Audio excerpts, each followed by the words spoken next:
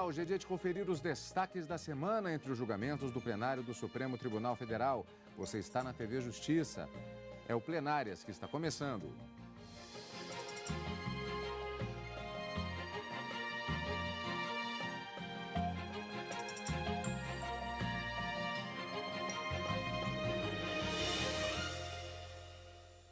Hoje com os destaques das sessões dos dias 20 e 21 de novembro de 2013. Karina, além da movimentação das sessões plenárias do Supremo, nesta edição nós vamos ver também as audiências públicas. Nesta semana tivemos audiência pública a respeito de tema polêmico em perspectiva de julgamento no plenário do Supremo e já temos audiência pública prevista também para a próxima semana. Tudo isso na edição de hoje. Mas voltando aos julgamentos da semana, quarta e quinta-feira, vários temas, inclusive processos de grande repercussão na área penal, marcando especificamente a sessão da quinta-feira. E muita variação de temas na quarta. Exatamente. Na quarta-feira, os ministros declararam uma lei de Santa Catarina como sendo inconstitucional e declarou também inconstitucional um índice de correção monetária que era aplicado para os balanços entregues por pessoas jurídicas, por empresas, porque ele não refletiria efetivamente o valor da inflação nos meses que foi determinada a sua aplicação. E na quinta-feira, como você mesmo disse, nós tivemos o recebimento de uma ação penal contra mais um parlamentar federal e também o julgamento de um recurso do deputado federal chamado, conhecido popularmente como Tiririca, que acabou confirmando a sua absolvição sumária em razão de fatos ocorridos na eleição quando ele foi eleito deputado federal. Há detalhes interessantes até do ponto de vista processual nesse caso, porque foi uma ação penal, na verdade não uma ação penal, mas uma apelação na ação penal, como vamos ver daqui a pouco. E isso é um detalhe também ainda sobre a quarta-feira, Karina.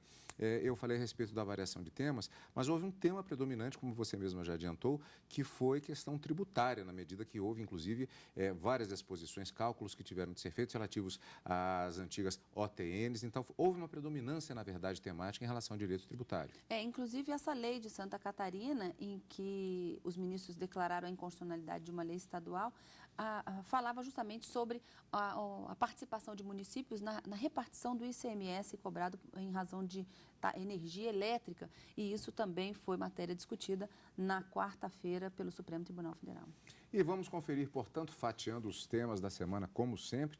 Na sessão da quarta, os ministros do Supremo julgaram, portanto, 4 recursos extraordinários que trataram da aplicação de indexador para correção monetária do imposto de renda de pessoas jurídicas. Vamos rever.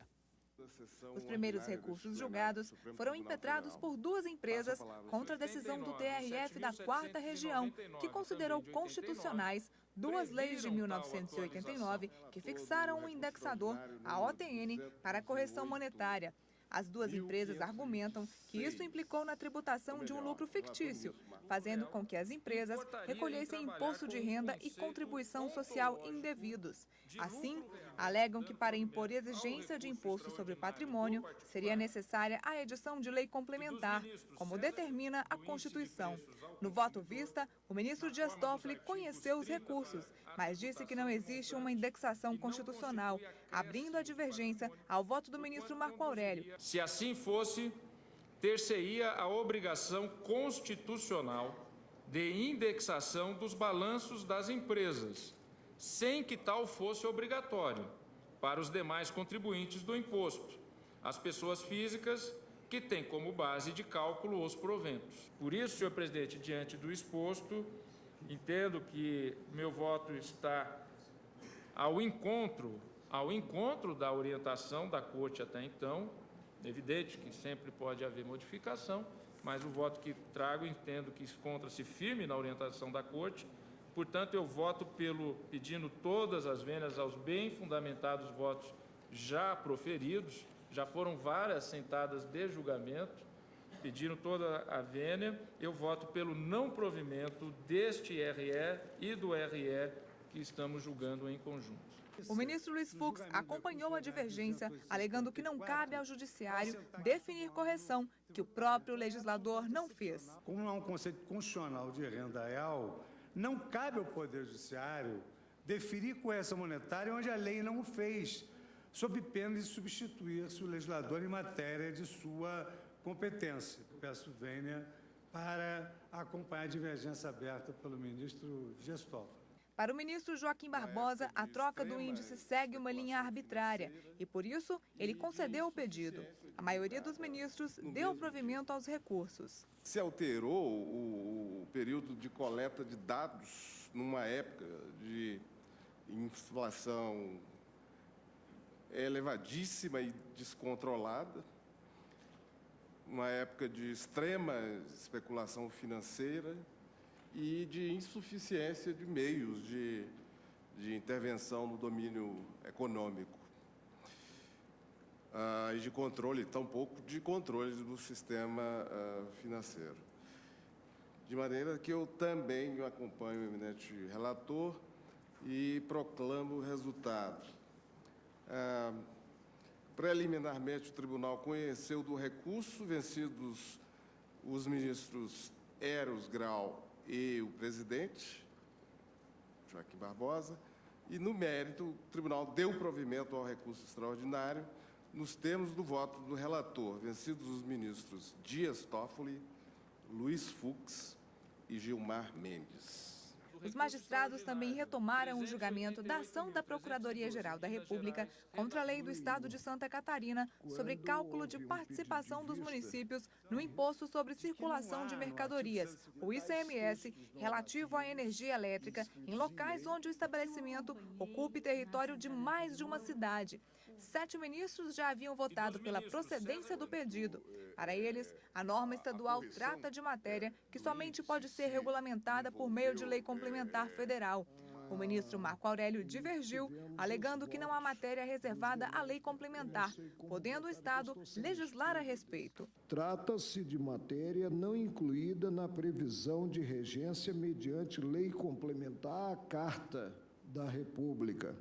Julgo, portanto, presidente, improcedente o pedido formulado, assentando cuidar situação passível de regência pela própria unidade da Federação pelo Estado.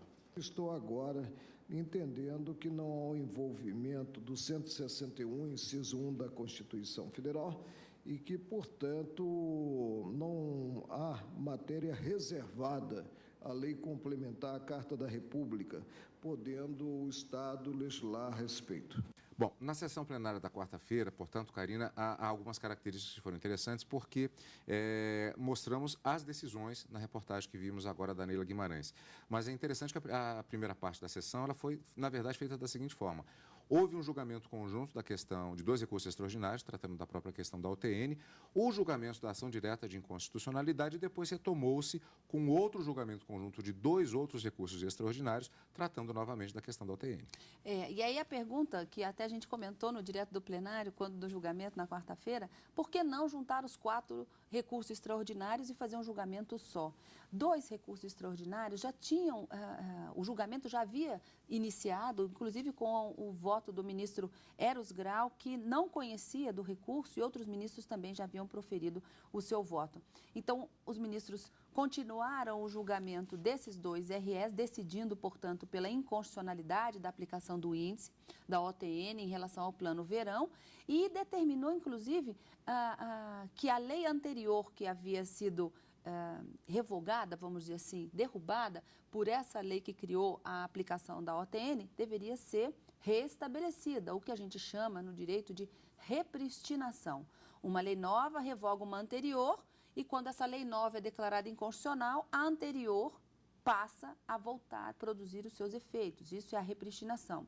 Os ministros não definiram qual é o índice que deve ser aplicado para a correção monetária nesses casos que abrangem o Plano Verão, mas determinaram que o juiz da execução é que vai verificar com base nessa lei anterior. Depois do julgamento desses 2 recursos extraordinários, em que a decisão foi tomada por maioria, os ministros se debruçaram muito rapidamente sobre uma ação direta de inconstitucionalidade que fala justamente sobre essa repartição do ICMS entre os municípios sobre a energia elétrica, que teria sido feito por uma lei do Estado de Santa Catarina, uma lei estadual, portanto. O ministro Marco Aurélio votou no sentido de que o Estado poderia legislar sobre essa matéria, mas a maioria acabou decidindo que não.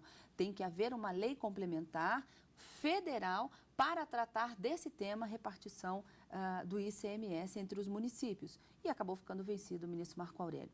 após o julgamento dessa ação direta de inconstitucionalidade, os outros 2 RS, que também tratavam do índice da OTN e da sua inconstitucionalidade, deu início. E, nesse caso, o julgamento foi por unanimidade. Por quê? Como no anterior, nos 2 primeiros RS, os ministros que ficaram vencidos acabaram, de uma certa forma, não tendo... O colegiado acabou decidindo que era inconstitucional. No segundo julgamento, eles disseram, bom, então, como nós já ficamos vencidos nessa questão, agora, nesses 2 RS em que vai se iniciar o julgamento, a gente acompanha a maioria e a votação foi por unanimidade na declaração dessa inconstitucionalidade em sede de controle difuso de constitucionalidade. Eu me lembro que até algumas pessoas perguntaram, mas espera aí, mas na ação anterior, que era semelhante, ele votou de outro jeito? Não, mas é porque aí o entendimento foi fechado daquela forma e eles se submeteram àquele entendimento da maioria e na segunda acompanhando. Isso mesmo. No segundo conjunto, julgamento conjunto e recurso extraordinário sobre o mesmo tema, eles acompanharam a decisão já definida. Exatamente. E na segunda parte da sessão plenária, os ministros também retomaram o julgamento da ação direta de inconstitucionalidade, em que a Ordem dos Advogados do Brasil pediu a suspensão da resolução do Conselho Nacional de Justiça, que garantiu o benefício de vale-alimentação aos magistrados. Naquela sessão, o ministro Luiz Fux foi o único que votou e entendeu que não é necessária a lei formal, já que o CNJ é órgão competente para determinar este assunto específico. Agora, Karina, como eu disse, foi na sessão, porque quando de outra fase do julgamento, do mesmo julgamento, em outra sessão, o ministro Teori Zavascki também tinha votado no mesmo sentido. O relator dessa ação direta de inconstitucionalidade é o ministro Marco Aurélio. Para ele, o CNJ, nem o CNJ e nem uma resolução do Tribunal de Justiça, aqui no caso que é do Estado de Pernambuco, poderiam tratar dessa matéria. Então, deveria haver uma lei federal que tratasse da possibilidade desse auxílio à alimentação para magistrados, da forma como existe para também os membros do Ministério Público. Então, para o ministro Marco Aurélio, não significa que não possa haver a previsão de auxílio à alimentação para magistrado, mas isso deve ser feito por lei federal e não por uma resolução do Tribunal de Justiça e nem do CNJ. O ministro Teori Zavascki já havia aberto a divergência anteriormente no sentido de que isso se trata de matéria administrativa e que não há nenhuma inconstitucionalidade, nem na resolução do CNJ e nem na resolução do tribunal. E na assentada dessa semana, o ministro Luiz Fux trouxe o seu voto vista e entendeu também que está dentro do poder do CNJ regulamentar essa matéria e que a Constituição autoriza que ele faça isso também. O julgamento foi suspenso mais uma vez, agora nessa semana, em razão de um pedido de vista do ministro Dias Toffoli. E o plenário do Supremo Tribunal Federal aceitou denúncia contra o senador Ivo Cassol, destaques da quinta-feira. Ele é acusado de ter feito calúnias contra um procurador da República quando governava o estado de Rondônia. Em outro caso, os ministros negaram o pedido do Ministério Público que acusava o deputado federal Tiririca de crimes eleitorais. O caso chegou ao Supremo em 2011, após Francisco Everardo Oliveira Silva, o Tiririca, ser eleito deputado federal. O parlamentar estava sendo acusado de cometer 2 crimes eleitorais: o de ter omitido bens em nome dele no registro de candidatura e de ter fraudado o documento eleitoral para comprovar que era alfabetizado. Tiririca foi absolvido pelo Tribunal Regional Eleitoral de São Paulo, mas o Ministério Público recorreu da decisão. Aqui no Supremo, o advogado de defesa questionou as provas apresentadas baseadas em declarações do parlamentar em matérias jornalísticas. Afirmou ainda que o Tiririca sabe ler e escrever o mínimo exigido em lei para exercer o cargo. Se a jurisprudência do Tribunal Superior Eleitoral não permite que notícias jornalísticas instaure uma investigação judicial eleitoral, o que dizer então, não de uma notícia, de uma notinha que se assemelha muito mais a uma fofoca do que uma notícia jornalística, ter o condão de se deflagrar uma ação penal. O relator, ministro Gilmar Mendes, ao votar pelo desprovimento do recurso, disse que o Ministério Público não fundamentou a denúncia. Segundo o ministro, houve falta de investigações prévias para verificar os indícios e matérias jornalísticas não seriam suficientes para a acusação. Disse também que o parlamentar em nenhum momento se negou a participar dos testes estabelecidos que comprovaram seu conhecimento mínimo e afastou a alegação do MP de que a acusação foi cerceada. Apesar das dificuldades apresentadas pelo candidato, justificadas em parte pelo comprometimento de seu desenvolvimento motor, atestado em perícia, comprovou ele perante o juiz eleitoral atender o requisito mínimo exigido de alfabetização. O voto do relator foi acompanhado por 9 ministros, vencido o ministro Marco Aurélio. Em outro caso, também envolvendo o parlamentar, o plenário deu início à análise de um inquérito contra o senador Ivo Narciso Cassol.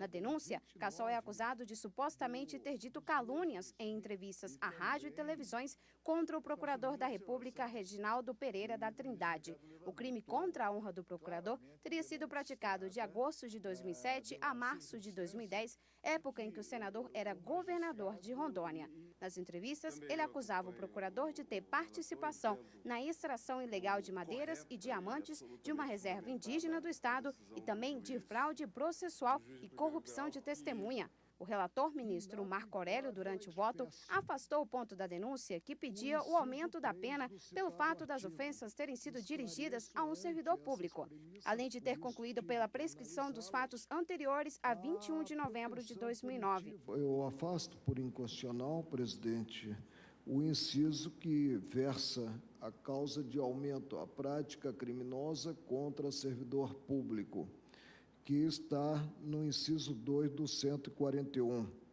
E entendo, aí eu não declaro inconstitucionalidade, entendo inaplicável à espécie ante as peculiaridades da espécie a causa de aumento do inciso 3, que é a divulgação mais linear dos fatos, mediante meio que permite o acesso de cidadãos em geral.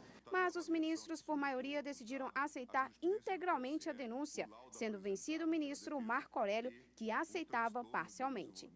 Bom, no caso, a denúncia oferecida no inquérito contra o senador Ivo Cassol foi recebida, transforma-se o inquérito em ação penal.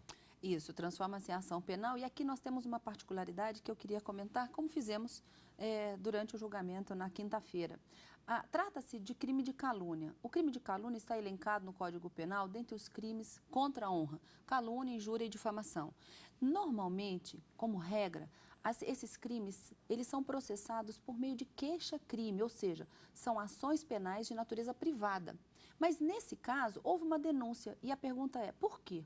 Porque quando se trata de servidores públicos em razão do exercício da função, como de fato foi a denúncia, essas ações, diz o próprio Código Penal, elas são processadas mediante ação penal pública condicionadas à representação da vítima. Aqui, no caso, o ofendido foi o procurador da República, que teria sido caluniado pelo hoje parlamentar federal. Então, nesse sentido, nós tivemos uma denúncia e que foi recebida pelo plenário do Supremo Tribunal Federal. Apenas o ministro Marco Aurélio, ele recebia em menor extensão, desconsiderando alguns pontos da denúncia, que ele considerava que estivessem prescritos nos termos do Código Penal, e também ele acabava declarando a inconstitucionalidade de um dispositivo que causaria o aumento da pena em razão da ofensa ter sido praticada contra justamente esse funcionário público no exercício das suas funções.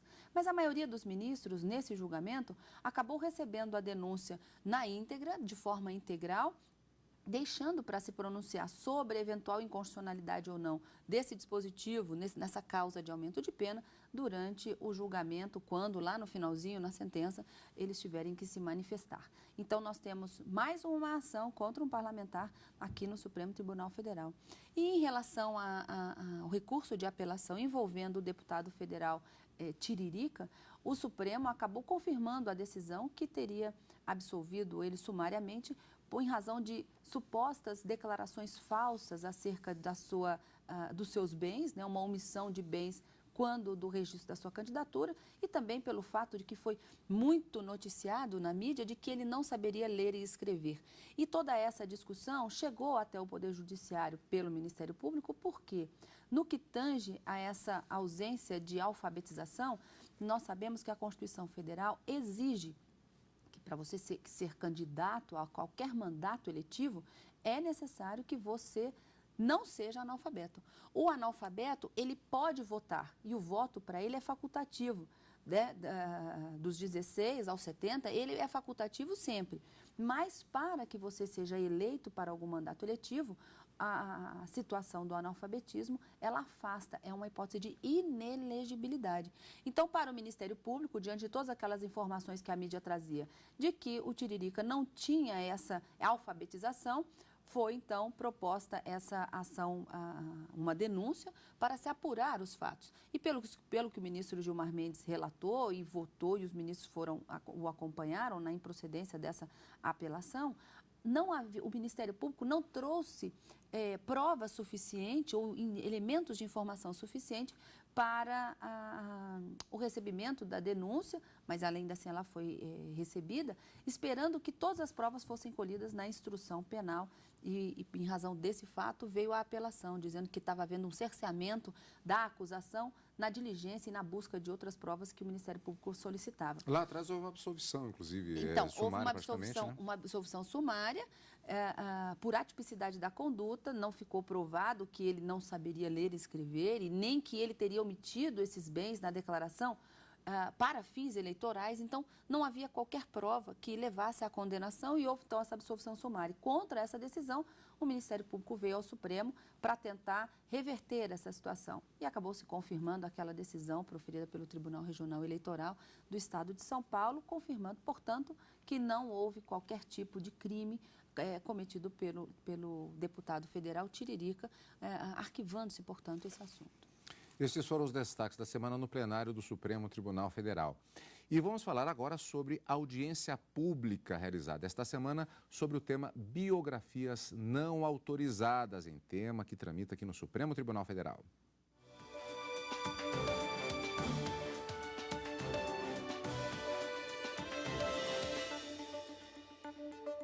17 representantes da sociedade civil, do Legislativo e do Executivo participaram esta semana no Supremo da audiência pública sobre a necessidade de autorização prévia da família ou do personagem central para a publicação de biografias. No total, 17 expositores apresentaram seus pontos de vista sobre a necessidade de se ter autorização prévia do biografado ou da família para a publicação de sua história. Cada um teve 15 minutos para falar. A maioria dos expositores apresentou argumentos para que não se exija autorização. Ana Maria Machado, por exemplo, representando a Academia Brasileira de Letras, afirmou que a liberdade de expressão precisa ser respeitada e destacou que as biografias enriquecem a cultura de um país. Conhecer as vidas dos antepassados em todas as sociedades constitui uma ferramenta fundamental para a construção do futuro e para a elaboração da identidade cultural. O professor da Universidade Federal do Rio de Janeiro, José Murilo de Carvalho, falou também como biógrafo. Ele, que escreveu um livro sobre a vida de Pedro II, ressaltou que tocou em temas delicados na obra e em nenhum momento foi questionado ou processado. A censura prévia de biografias, por extensão da escrita da história, priva o leitor e o cidadão de acesso ao conhecimento de suas próprias sociedades. As pessoas são públicas porque optaram por uma vida pública, na política, nas artes, nos esportes, na mídia, nas redes sociais. O deputado federal Marcos Rogério defendeu o direito à privacidade. Quais as consequências disso? A indenização pura e simplesmente? A indenização a posteriori seria, então, o permissivo para qualquer ofensa à honra? Para a Associação Eduardo Banks, a prévia autorização é realmente necessária. A gente não pode, de forma alguma, invadir a vida privada e fazer uma tragédia, como foi de Santa Maria, na vida da pessoa. A ministra Carmen Lúcia foi quem convocou essa audiência pública para esclarecer todas as questões referentes ao tema, já que o assunto é tratado em uma ação direta de inconstitucionalidade que chegou ao Supremo Tribunal Federal. A Associação Nacional dos Editores de Livros entrou com a ação questionando 2 artigos do Código Civil. A associação sustenta que os dispositivos não são compatíveis com a liberdade de expressão e de informação. A ANEEL quer que o STF interprete os artigos conforme a Constituição, afastando a necessidade de autorização para publicar biografias. A ministra Carmen Lúcia é a relatora da ação e, na audiência pública, agradeceu a participação dos expositores e destacou que não foi possível atender a todos os pedidos de inscrição, porque certos casos já estão na Justiça. Que a sociedade precisa de ser ouvida para trazer mais dados que sejam considerados pelos juízes, a fim de que, então, a gente possa ter uma decisão, tendo ouvido não apenas o autor, o Ministério Público e a Advocacia Geral da União, mas, igualmente, todos da sociedade que se entenda que possa trazer realmente subsídios para que os juízes levem em consideração novos olhares sobre a matéria. A ministra do Supremo, Rosa Weber, o subprocurador-geral da República, Odim Brandão, e a ministra da Cultura, Marta Suplicy, participaram da audiência pública. O subprocurador, logo no início do evento, lembrou que a PGR se manifesta pela aceitação do pedido. Removido o obstáculo à publicação pela, digamos assim, autorização prévia dos familiares, não se está com isso resolvido o problema de invasão de privacidade ou informação incorreta. Está em causa, portanto, simplesmente, a meu ver, ao ver do Ministério Público, a questão da licença prévia. Os dados são coletados na audiência pública para o livre convencimento na apresentação do respectivo voto por parte do relator, no caso do tema das biografias não autorizadas pela relatora ministra Carmen Lúcia. E na próxima semana tem mais audiência pública. O Supremo Tribunal Federal marcou para os próximos dias 25 e 26, segunda e terça-feira, a audiência pública, desta vez sobre o programa Mais Médicos. 12 expositores estão habilitados para falar na manhã do dia 25. São eles: da Advocacia Geral da União, o ministro Luiz Inácio Lucena Adams. Do Conselho Federal de Medicina, Roberto Luiz Dávila, Carlos Vital Tavares Correia Lima, Aloísio Tibiriçá Miranda, Emanuel Fortes Silveira Cavalcante. Do Ministério da Saúde, o ministro Alexandre Padilha. Da Associação Médica Brasileira, Florentino de Araújo Cardoso Filho, José Luiz Bonamigo Filho. Do Ministério da Educação, Vinícius Ximenes Muricy da Rocha e Maria Rosa Loula, Confederação Nacional dos Trabalhadores em Seguridade Social. Antônio Rodrigo Machado, Ministério Público do Trabalho, Sebastião Vieira Caixeta. Esta audiência pública foi convocada pelo ministro Marco Aurélio e você também vai acompanhar ao vivo aqui pela TV Justiça. E na próxima semana também vamos acompanhar ao vivo as sessões do plenário do Supremo Tribunal Federal. Na quarta e na quinta-feira ao vivo e no final de semana com plenárias. Obrigado pela companhia como sempre e continue conosco aqui na TV Justiça.